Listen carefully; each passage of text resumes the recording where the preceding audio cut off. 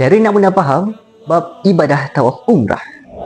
Sebelum melaksanakan tawaf umrah, pastikan kita sudah ada wuduk, pastikan juga pakaian, padan dan tempat tawaf tiada najis dan begitu juga tutup aurat dengan sempurna.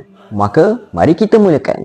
Pastikan bahu kiri setentang dengan Kaabah dan kita akan mulakan pusingan tawaf pertama di Hajarul Aswad.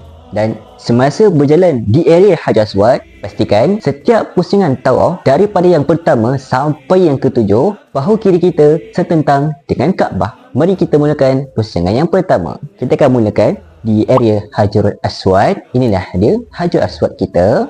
Dan semasa berada di area Hajar Aswad, kita akan berjalan dengan perlahan untuk kita istilam dan mengucuk. Kita berjalan perlahan.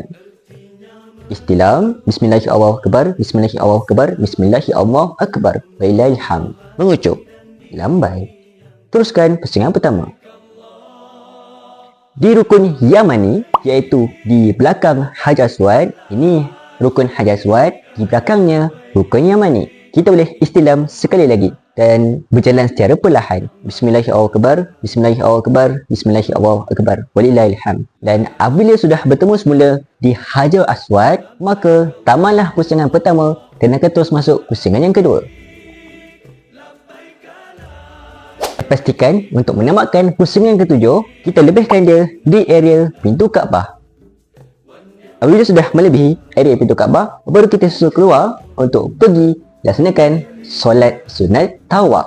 Dan diperingatkan untuk di Hajar Aswad dan juga di rukun Yamani, istilam dan mengucuk hanyalah perkara sunat. Kalau kita tak baca pun tak apa, tiada masalah. Tawafnya masih sah.